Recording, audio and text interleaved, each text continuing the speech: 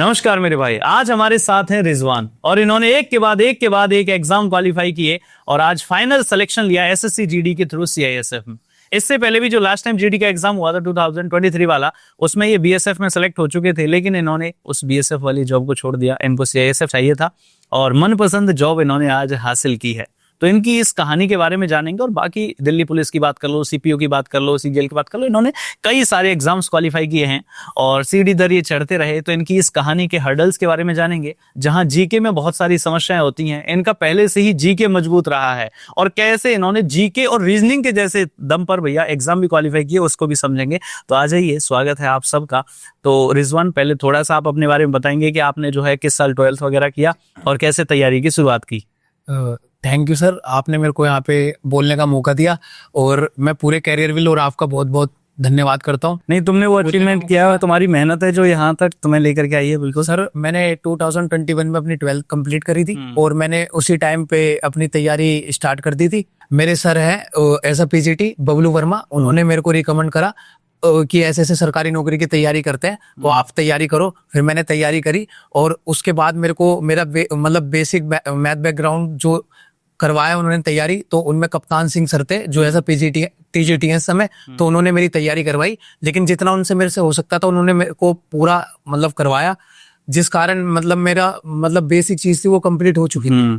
तो सर फिर उन्होंने मेरे को रिकमेंड करा कि career will pay Rakesh Yadav sir का बैच ले ले मैथ का, तो उससे कंप्लीट मैथ कर सकता है। तो फिर मैंने सर का 2022 के अंदर प्री मेंस का सीजीएल का बैच खरीदा, तो उससे मैंने अपनी तैयारी स्टार्ट करी थी और उससे मेरे को काफी हेल्पफुल चीजें हुई। मैथ्स हो, इंग्लिश हो, जीएस हो, रीजनिंग हो, मेरे को काफी मदद मिली सर उसके अंदर। और उसके बाद मैंने बैक टू बैक सारे एग्जाम निकाले। अच्छा, आपने कंप्लीट वाला बैच लिया था? हाँ, कंप्लीट वाला। और उसके बाद मैंने बैक टू बैक एग्जाम निकालता चला गया, लेकिन फाइनल सिलेक्शन मेरा 2023 एसएससी जीडी के अंदर बीएसएफ में हुआ। बीएसएफ, लेकिन किसी कारणवश वो जो है मेरे को छोड़नी पड़ी।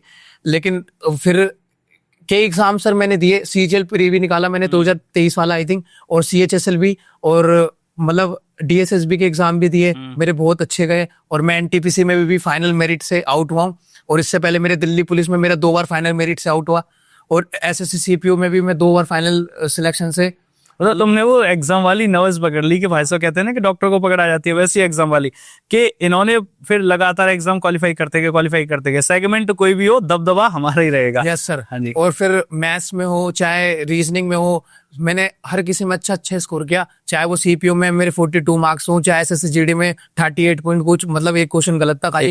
और रीजनिंग में मेरा लगभग मैंने यहाँ से पिछले 8-7 एग्जाम दिए हूँ, सब में आउट ऑफ। अच्छा, रीजनिंग में कुछ इंटरेस्ट अगर होता है ना किसी बच्चे को, उसको बहुत मजा आता है। Yes sir, yes. जैसे मुझे भी बहुत मजा आता था रीजनिंग के क्वेश्चन। जब कुछ नहीं करने का मन कर रहा है ना, तो रीजनिंग के क्वेश्चन ही चल लेते हैं, उसमें अलग लेवल का मजा है सर। और जीके में भी जैसे हेल्पफुल रहा मेरी स्ट्रॉन्ग पॉइंट ही जीके कि जीएस मेरी शुरू से अच्छी थी, क्योंकि मेरा आर्ट्स बैकग्राउंड था। तो उस कारण जो है ना, मेरी जीके जीएस 11-12 में प्रिपेयर थी अच्छी तरह से, तो जिससे ना मेरे को एनसीईआरटी पे अच्छी, जिससे सबसे ज्यादा डर लगता है वो तुम्हारा स्ट्रॉन्ग पॉइंट था। इस जीके विभाग पे मैंने दिल्ली पुलिस सबसे पहले दिया था और जीके के विभाग पे ही उसको क्रैक किया। मतलब जीके के विभाग पर एग्जाम क्रैक किया। बात सुन रहे हो आप ये वाली? तो ऐसा नहीं है कि जीके कोई हुआ है या बहुत बड़ी चीजें आप कर नहीं सकते, इनका जीके पहले से स्ट्रॉन्ग था। तो भाई साहब उसी व्यापार इन्होंने एग्जाम भी क्वालिफाई किया और ऐसा भी किया जा सकता है। आज आपके सामने एग्जांपल ये रहे। जैसे ड्रीम पोस्ट थी सीआईएसएफ और ऊपर वाले ने वही दिलवाई। तो आपका जैसे बीएसएफ में सिलेक्शन हो गया था, आप बता रहे फाइनली, चलो कई जगह पे मेरिट में नहीं आ पाए या फाइनल सिलेक्शन नहीं हो पाया, ठीक है, बीएसएफ में आपका फाइनल सिलेक्शन हो गया।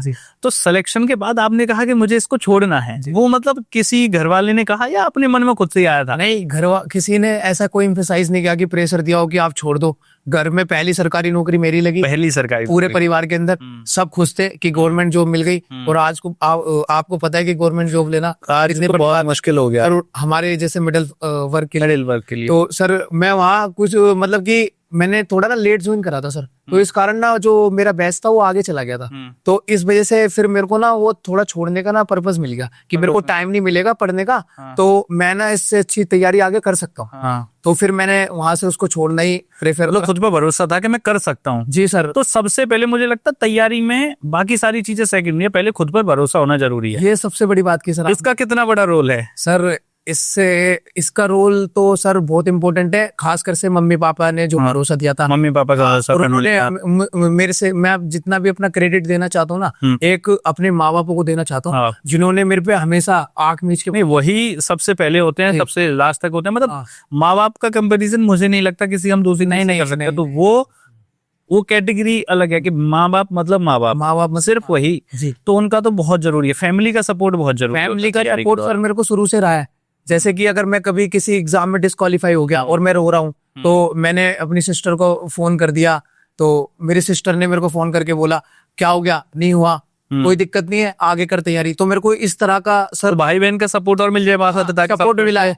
और मम्मी ने मेरी लाइफ में अपनी जर्नी में एक सच्चे दोस्त की तरह काम किया सर, जो हमेशा कहीं कभी गिरने नहीं दिया सर। ऐसे ऐसे ऑब्स्टेकल आए कि लाइफ बिल्कुल खराब सी समझो कि कभी उतार चढ़ाव आते हैं, बहुत सारी चीजें अलग अलग फैमिलीज में। छोड़ देता हूँ, अब नहीं हो पाएगा, लेकिन उस चीज में मम्मी ने बहुत सपोर्ट किया सर, बहुत ज्यादा। और मेरे मतलब अपने से ज्यादा मुझ पर बहुत भरोसा किया कि मेरा लड़का कर लेगा। और सर आज उनकी दुआ से एक अच्छा फाइनल सिलेक्शन लेकर के अपनी मतलब मनपसंद जो है बटालियन में सिलेक्शन लेकर के। बिल्कुल सर, CISF सबकी फर्स्ट चॉइस होती है सर, और ऊपर वाले की दुआ से और आप कैरियर विल से, मतलब सर के सपोर्ट से सर यहाँ तक पहुंच चुका हूँ सर। हम एक तो करियर विल की बात करेंगे, लेकिन उससे पहले एक और चीज, जब आपने चलो छोड़ने की बात करी और आपने मान लेते हैं फाइनली छोड़ दिया, तो दो चीजें बताओ, एक तो घर वालों का रिएक्शन और दूसरा सोसाइटी का, समाज का प्रेशर।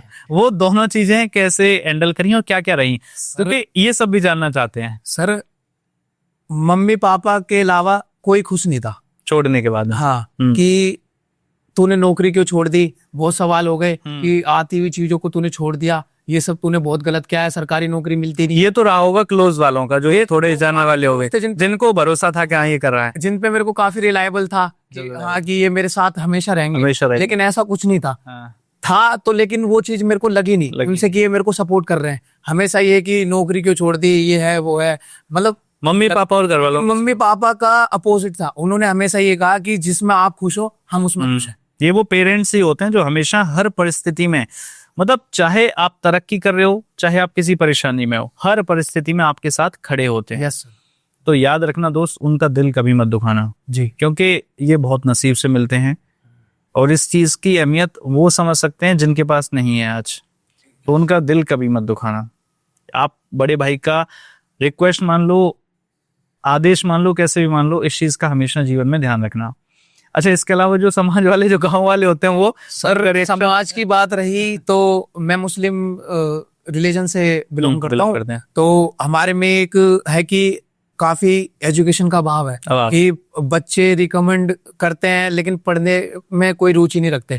तो गली मोहल्ले की बात रही तो वहां पर लोगों ने काफी हंसी मजाक उड़ाए। इवन मेरे रिलेशन में नाम नहीं लूंगा, यहाँ पर इतने बड़े प्लेटफॉर्म पे बैठा हूँ, मैंने उनके हाथों पे ज्वाइनिंग लेटर रखा, तो उन्होंने मेरे जो दोस्त है कजन से, उनसे कहा कि कोई सिलेक्शन नहीं हुआ, फर्जी है, कुछ भी नहीं है। आज ये बड़ी समस्या हो गई है। यस सर, तो बड़ा दिल पे चुभा कि हम आपको इतना क्लोज समझते अपनी लाइफ में, और लेकिन आपने उस चीज को झूठा बना दिया। कम से कम आप तो ऐसा ना करो ना कि बंदे को आपके सामने मैं हर चीज लाके अपने करियर की रख रहा हूँ, इतनी मेहनत से मैंने वो चीज पाई और आपने एक सेकंड नहीं लगाया उसकी इज्जत करने में, आपने उसको नेगेटिव में ला दिया, है ना। जिनसे हमें उम्मीद होती है अक्सर वही मतलब डरे रहते हैं। गली के वो भी टोर कर रहे हैं, लेकिन बहुत बड़ी बात है कि सर मैं बहुत ज्यादा। तो इस प्रेशर को कैसे हैंडल किया, मतलब क्या मोटिवेशन फैक्टर रहता था उस समय पे? सर जैसे कि मम्मी पापा का सपोर्ट फुल था, जितनी भी नेगेटिव चीज हो जाती थी तो मम्मी पापा एकदम खड़े रहते थे, अरे बोलने देना, तू बस अपना काम करता रहे, ऊपर वाला सब देख रहा है। तो मैं भी, और साथ में कुछ अच्छे फ्रेंड्स थे, उन्होंने बहुत बूस्ट किया, है ना, और मेरे को कभी गिरने नहीं दिया सर। और खुद पे अपने भरोसा था कि आज नहीं तो कल कभी ना कभी सिलेक्शन हो जाएगा, लेकिन बढ़िया जगह हो जाएगा। लेकिन मैं अपने मुंह से किसी को जवाब नहीं दूंगा, मेरा जवाब होगा मेरी सिर्फ नौकरी और मेरी कामयाबी। और यही मेरे पेरेंट्स ने मेरे को हमेशा सिखाया है कि आप हमेशा आगे बढ़ते चले जाओ, क्रिटिसाइज करने वाले आपको हमेशा करते रहेंगे। तो इसमें से आपने दो चीजें नोटिस करी कि एक तो सबसे बड़ी बात है कि आपको खुद पर भरोसा होना चाहिए कि मैं कर पाऊंगा। दूसरी चीज है कि अगर फैमिली का सपोर्ट आपके साथ है ना, तो आप हर सिचुएशन से तर जाओगे। तो मैं आज इस वीडियो के माध्यम से उन पेरेंट्स से भी कहना चाहता हूं कि अगर आपका बच्चा सरकारी नौकरी की तैयारी कर रहा है तो ये एक बड़ा रास्ता है, इसमें आपको उस पर भरोसा रखना होगा। और अगर आप उस पर भरोसा रखेंगे ना, तो उसकी जो स्पीड है ना वो डबल हो जाएगी। बाकी जब प्रेशर उसके पास खुद होते हैं ना कि ये सिलेक्शन हुआ, वो खुद ही परेशानी में होता है कि ये यहाँ नहीं हो पाया, ये मॉक टेस्ट में कम नंबर रह गए, यहाँ पर इसका फॉर्म भरा था, इसमें एग्जाम देने जाऊंगा लेकिन अभी मेरा सिलेबस खत्म नहीं हुआ, वो अपने ही जंजाल में इतना ज्यादा परेशान रहता है। बावजूद उसके जो सोसाइटी का प्रेशर होता है तो वो मेंटली एक प्रकार से उसके लिए टॉर्चर होता है। बट इस टॉर्चर में अगर दवाई का कोई काम कर सकता है तो वो आप हैं। तो सभी पेरेंट्स को अपने बच्चों पर भरोसा रखना चाहिए कि ये थोड़ा सा लंबा रास्ता है ना, अगर आप साथ देंगे तो ये बहुत जल्दी पूरा हो जाएगा। यस अब आते हैं थोड़ा सा करियर के योगदान की तरफ। तो कैसा, मतलब क्या कहना चाहोगे? सर, मैं ये कहना चाहूंगा कि कैरियर विल पे अगर कोई स्टूडेंट आता है तो वो आंख मीच के भरोसा करके कैरियर विल ज्वाइन करे। और सबसे बड़ी चीज ये है कि यहाँ पर एजुकेशन के साथ साथ मोटिवेशन वाले बहुत टीचर हैं जो अपने स्टूडेंटों को कभी गिरने नहीं देते। राकेश यादव सर हैं, आपने इतना अच्छा जी के एंड में पढ़ाया, प्रैक्टिस सेट करवाए, लेकिन आपका हमेशा यही था कि वो चीज दी जाए, चाहे फ्री में कंटेंट दे रहे हैं लेकिन वो चीज दी जाए कि बच्चे ना इस चीज को ये ना बोले कि ये रिलेवेंट चीज है। मैंने लिया आपकी क्लासेस, प्रैक्टिस सेट करे हैं तो मेरे को काफी यूजफुल रहा। राकेश यादव सर हो गए, गोपाल वर्मा सर हो गए, पीयूष सर हो गए, मैंने इन तीनों से पढ़ा है। कभी भी मेरे को ऐसा नहीं लगा कि कभी भी इन्होंने कभी क्लास में नेगेटिव बोला हो कि सिलेक्शन नहीं हो रहे, ऐसा सिस्टम चल रहा है। हमेशा ये बोला कि अपनी तैयारी करते रहो और अपनी तैयारी पे भरोसा रखो। जितना अच्छे तैयारी करोगे ना उतना आगे बढ़ते चले जाओ। और career will pay Rakesh Yadav sir तो आपको पता ही है, वाइज आर्ड है एसएससी के। नहीं सर, हम मतलब हम तो खुद ही राकेश सर के स्टूडेंट रहे हैं और हमने बहुत सारी चीजें और दिन प्रतिदिन सीखते हैं। खैर हम सर और साथ काम कर रहे हैं, वो बात ठीक है कि बच्चों को पढ़ा रहे हैं, लेकिन हम तो दिन प्रतिदिन सर से खुद भी सीखते हैं और नो डाउट। तो यहाँ पर आपने एक चीज और देखी कि करियर विल में जो टीचर्स हैं ना मेरे भाई, वो न सिर्फ पढ़ाते हैं बल्कि हर तरीके से आपके साथ खड़े होते हैं। जब आप परेशान होने लगते हो, हताश होने लगते हो, तब भी आपके हाथ पकड़ करके आपको भीड़ से आगे ले जाने के लिए हम लोग खड़े हैं, ठीक है ना। और बाकी आप पढ़िए कहीं से भी, लेकिन आज ये चीज जरूर सीख करके जाइएगा कि खुद पर भरोसा है तो आप सब कुछ प्राप्त कर सकते हैं। तो खुद पर भरोसा कभी टूटने मत देना, अगर वो टूट गया तो आप जिंदगी में बहुत पीछे चले जाओगे। और सर एक बात और कहना चाहूँगा लास्ट, बिल्कुल। कभी भी अपने आप को देखो, लाइफ में हमेशा ऑब्स्टेकल आते हैं, हमेशा गिरेगा इंसान, गिरता ही रहता है सर, गिरता ही रहता है। और हमारी जो ये सरकारी नौकरी वाली लाइन है ना, आपको 99.9% आपको नेगेटिव ही मिलेगा क्योंकि लाखों में से कुछ का सिलेक्शन होना है तो नेगेटिव तो मिलना और है। हमेशा यही लगेगा कि मैं कुछ अच्छा नहीं कर पा रहा। अगर आप ईमानदारी से, होनेस्टली से अपना काम वर्क कर रहे हैं, लेकिन अगर आप उस चीज को संभाल लेते हैं डेडिकेट होके कि हाँ बिल्कुल ठीक है मैं कर लूंगा, तो आप यकीन मानो कि भारत जैसे देश में सरकारी नौकरी लेना बहुत आसान हो जाएगा आपका, है ना। अच्छा, यहाँ पर प्रैक्टिस सेट की क्या इंपॉर्टेंस रहती है? क्योंकि आपने थ्योरी तो सारी पढ़ ली जी, लेकिन जब तक आप क्वेश्चंस की प्रैक्टिस नहीं करोगे तो आपको ऐसा लगेगा एग्जामिनेशन हॉल में जाकर के सब कुछ नया नया सा, और वहीं आप प्रैक्टिस करके जाओगे तो वो यूज्ड टू। तो प्रैक्टिस सेट मुझे मतलब आप अपने मुंह से बताओ कि कितना योगदान देते हैं आपकी तैयारी में, सर ने सिलेक्शन लेने में। मैं बता रहा हूँ, जैसे सर ने बहुत बढ़िया बात की कि प्रैक्टिस का रोल बहुत बड़ा है सर। प्रैक्टिस का रोल इतना बड़ा है कि जैसे कि कोई चीज तैयार कर रहे हो आप, तो तैयार करते करते एक होता है ना ऑर्नेट सजाना, तो जब तक वो चीज अच्छी नहीं होगी, जब तक आप उसको फर्निश ना कर लो, चाहे बिल्डिंग कितनी भी बड़ी बना लो, जब तक वो सजेगी नहीं तब तक वो देखने में अच्छी भी नहीं लगेगी, चाहे आप उसमें, और उसका पर्पस है बेचना, जब लेकिन कोई खरीदेगा नहीं।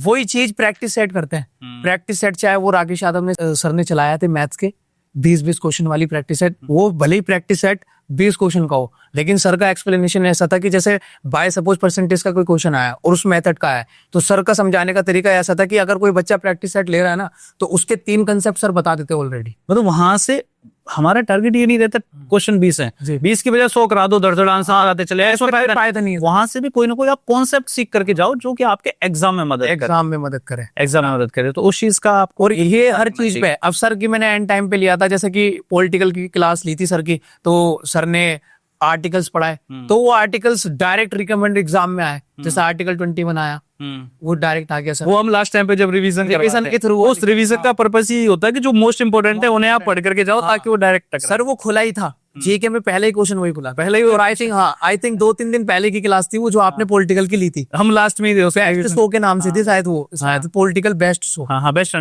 100 के। तो वो चीज, वो पहले क्वेश्चन जाके वो मिला, तो उससे ना मोटिवेशन और बढ़ जाता है पेपर में। अरे भाई पहले क्वेश्चन पढ़ा गया तो अभी पढ़ा तो और वही आ गया, अब तो करने में मजा आया। ऐसे ही था सर। और बाकी सर बढ़िया, ये अगर प्रैक्टिस करो अच्छी से, कंसेप्ट क्लियर करो, ऐसा कोई एग्जाम नहीं है जो आपको रोक सकता रोक सकता है, बिल्कुल है ना। तो अब एट द एंड मतलब हम बहुत ज्यादा लंबी बातचीत नहीं करेंगे, आज आपने बहुत सारी चीजें सीखी होंगी। हम आज रिजवान से ही सीखेंगे 5 ऐसे पॉइंट्स जो स्टूडेंट्स को बिल्कुल मतलब आप सोच करके बताओ कि जब तैयारी से लेकर के एंड तक, शुरुआत से एंड तक 5 ऐसे पॉइंट्स जो हर स्टूडेंट को कर ही लेने चाहिए, चाहे उसमें प्रैक्टिस हो, चाहे उसमें टालने की ना आदत हो। मतलब ये मैं बता रहा हूँ कि आप बताओ उन पॉइंट्स को, कि 5 ऐसे पॉइंट्स बताओ जो हर स्टूडेंट को ध्यान में रखने चाहिए, इनको नहीं छोड़ सकते आप।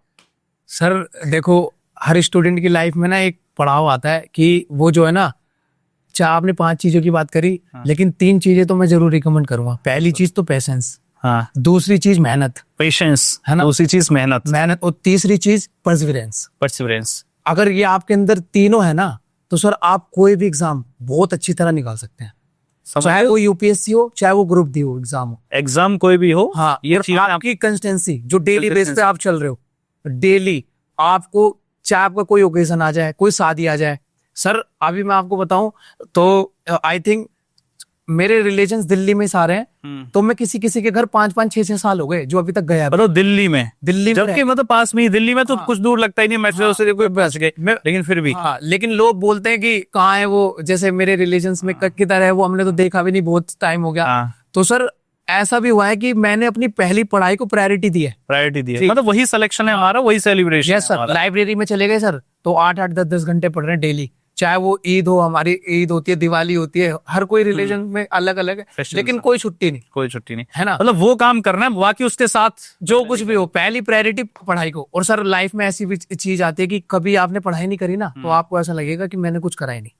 ऐसा भी होता है सर, ऐसा भी होता है, कुछ खाली सा निकल जाए ना तो अच्छा सा, जैसे होते हैं ना भूखे होते हैं तो ऐसा लगता है यार मन सा नहीं लगा। ऐसे अगर पढ़ाई नहीं करी ना, जिसको मॉक टेस्ट की आदत हो जाती है, अगर मॉक टेस्ट नहीं दिया ना, कुछ खालीपन सा लगता है, वो आपको काटने लगता है, ठीक है ना। तो इस चीज का जरूर ध्यान रखना। और दूसरी चीज मेरे भाई, देखिए आपको इस इंटरव्यू को देख करके, दूसरे भी बहुत सारे इंटरव्यू, बहुत सारे लोगों की स्टोरीज देख करके, किसी की कुछ शायरी से, किसी की कहानी से आपको अंदर आता है मोटिवेशन और आग सी आती है। यस सर, कि मैं भी कुछ कर दूंगा, और आप जुनून में बैठ पागल होकर के मतलब पढ़ाई करने बैठ जाते हो कि अब तो मैं कुछ करके दिखाऊंगा। लेकिन वो आग कहीं ना कहीं घंटे, 2 घंटे, 1 दिन, 2 दिन बाद कम होने लगती है।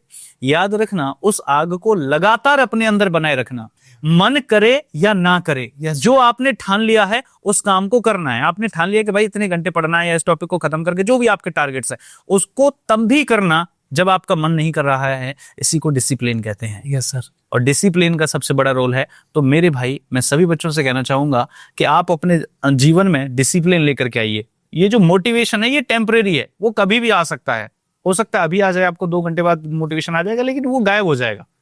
इस मोटिवेशन को लगातार बनाए रखना और लगातार वो काम करते रहना जिसमें आनंद आए या ना आए, यही डिसिप्लिन है। और इसको आप अपने जीवन में लेकर के आओ, आप जरूर सफल हो जाएंगे। और कंसिस्टेंसी का बहुत बड़ा रोल होता है। वो कहते हैं ना कि हमारे पूर्वज कहते थे कि करत करत अभ्यास के जड़मति होत सुजान रसरी आवत जात थे सिल पर परत निशान, के मतलब रस्सी बार बार आती है तो वो भी पत्थर को घिस देती है। लेकिन उसके लिए जरूरी है आपके अंदर परसिवरेंस हो, कंसिस्टेंसी हो, है ना, और डिटर्मिनेशन हो, तो भाई आप जरूर आपका सिलेक्शन ले लेंगे। तो बहुत बहुत धन्यवाद रिजवान, और आप जीवन में बहुत सारी तरक्की करें और आप अपना जो है हर वो मुकाम हासिल करें जिसका सपना आपने देखा है। धन्यवाद, नमस्कार, थैंक यू।